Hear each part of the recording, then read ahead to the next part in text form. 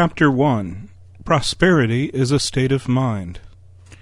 Prosperity is a state of mind that carries over into every area of living: health, wealth, happiness, and companionship.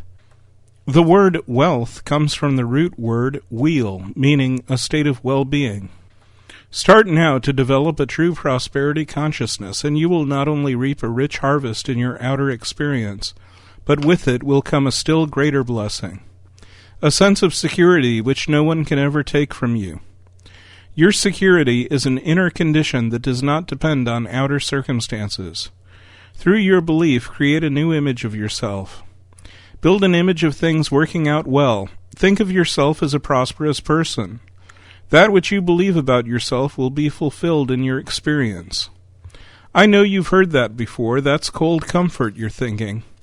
It's not going to pay the rent and the back taxes I owe, or get me the job that I need so badly. Suppose I put it this way. Prosperity is a state of mind that makes itself known to you in every area of your life as abundant living. To prosper, according to the dictionary, means to be fortunate or successful, to thrive.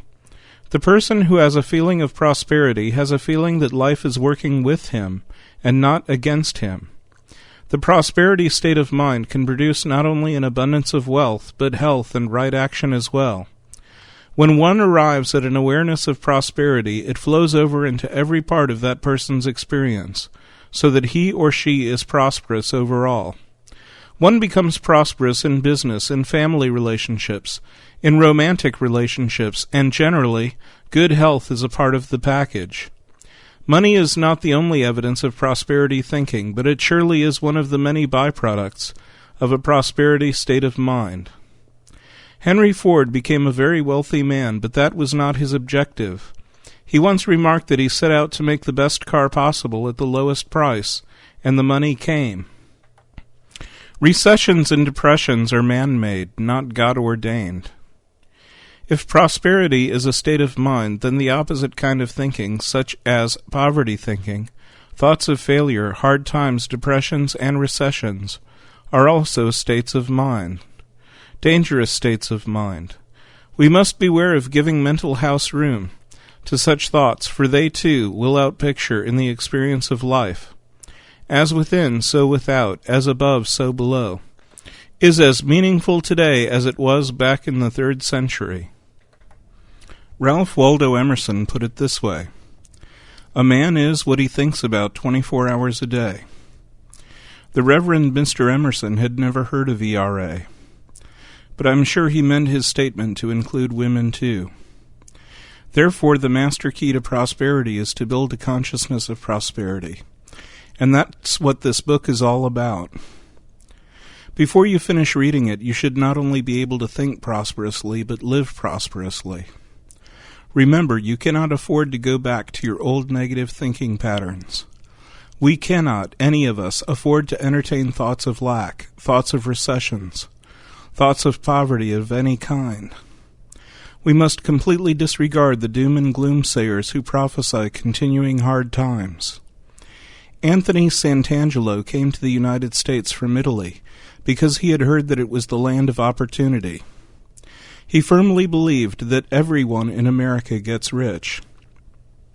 And so it was for him. It seemed that Tony and his wife Maria just couldn't fail. Everything they did prospered. They started out by setting up a hamburger stand in front of the little farm they bought on the edge of town. There was no question about it. Their hamburgers were special. Soon they were adding fresh homemade bread and rolls and a counter of fancy pastries. Maria had to get up at 4 a.m. to keep up with the demand, but she didn't mind. It was fun, and she loved talking to the people who stopped at their place. Their following grew and grew by word of mouth. People came from far distances just to eat at Tony's place. Success breeds success, and soon they had a very attractive restaurant with red checkered tablecloths and fresh flowers on every table. Tony and Maria worked hard, but they loved it. They planned to add gift items in a little antique shop on the side. Everything continued to prosper. They were able to send their son to college and hire an extra cook in the kitchen. They even added a gardener, and the place became more and more beautiful. Plans were in the making for a new house to replace the little cottage where they lived. They couldn't wait to show Tony Jr. when he came home from college for Christmas vacation. And then everything changed. Tony Jr. was shocked. "Don't you know that there's a depression?" he asked them. "Times are bad everywhere. Don't you ever read the newspapers?" His parents had to admit that they hadn't had time to read a paper in months. They were so busy building up the business that they hadn't had time. Tony and Maria talked it over. After all, their son had been to college. He was studying business management. He ought to know. They had better listen to him. Maybe they should prepare for a depression. And so reluctantly they started to cut back. They canceled the plans for the new house, which was a blow to the architect and the local builder, who decided they'd have to cut back also. Yes, times were bad. If Tony, who was always so optimistic, was worried, maybe they should let some of their help go too. Tony gave up his dream of a small gift and antique shop and canceled his order from a specialty house. He wouldn't need the souvenirs and gift items he had planned to add to his restaurant. This was a great disappointment to the young salesman who had been working with him, and he told everyone he saw from then on that the depression was here. Why, even Mr. Santangelo was feeling it. It wasn't fun to go to Tony's place anymore. Tony and Maria looked so sad that their former customers began to avoid them. The business began to fall off more and more as the weeks went on. Soon they let the cook go and gave up selling the fresh bakery goods.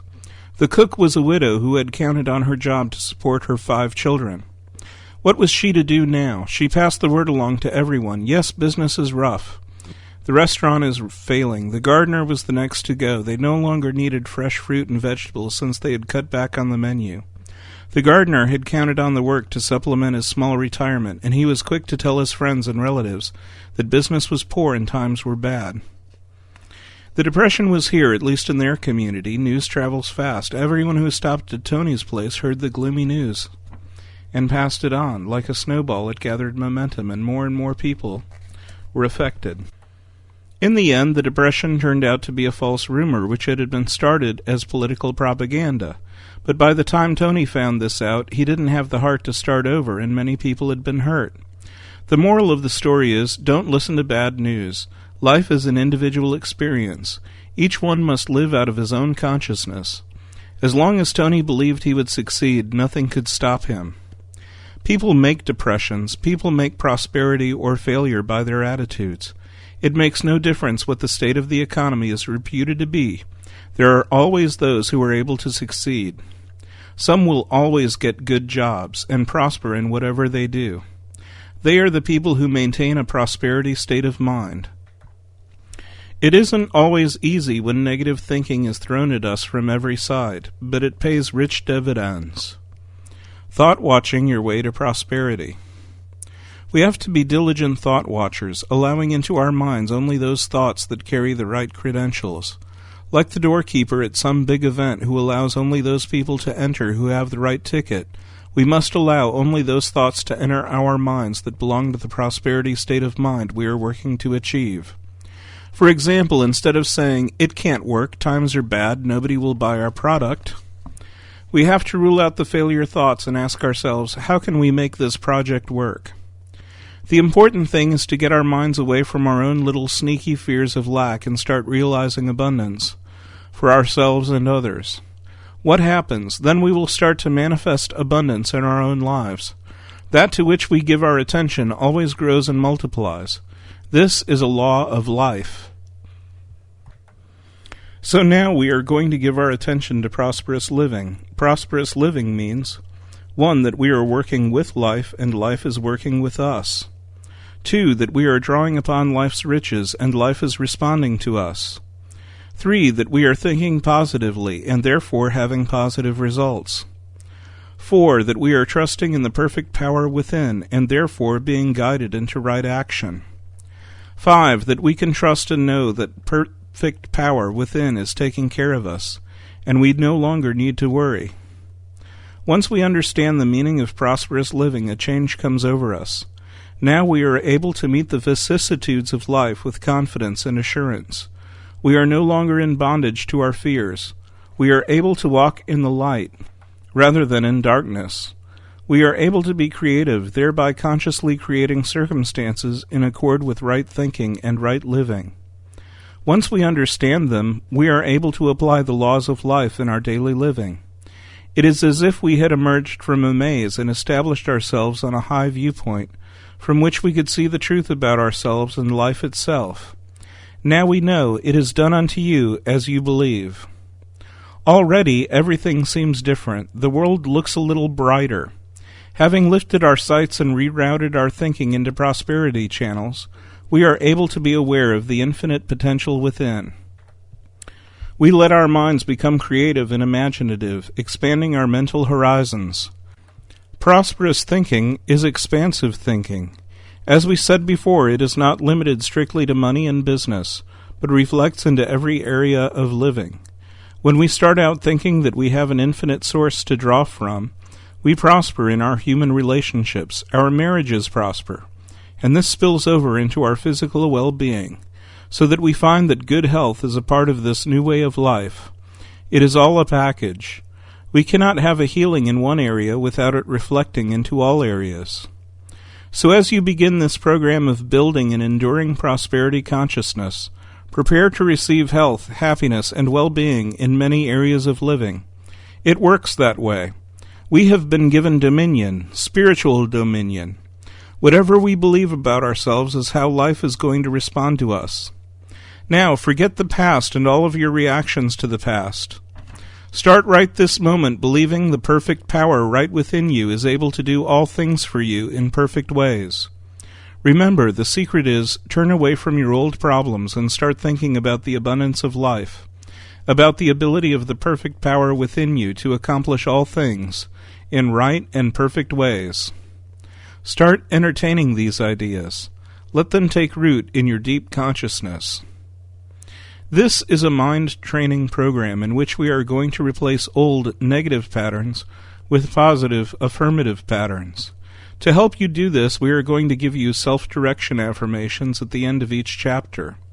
Use them over and over until they become part of you. Eventually, they will root out of you the thoughts you would like to be rid of, and you will find yourself habitually thinking thoughts that belong to a prosperity state of mind. Self-direction for a prosperity state of mind. Today I give my attention to divine abundance, and my good flows in from every side. The infinite has enough and to spare for us all. I do not have to envy those who have more than I do. Turning within for ideas, I receive ideas that bless and prosper me. I have a consciousness of success and abundance. I can envision myself no other way, and so I attract success. I do not judge abundance by appearances, for I know that as I expand my inner awareness, the outer will manifest as abundance. I am in tune with prosperity. I accept prosperity in every area of my life, and so it is.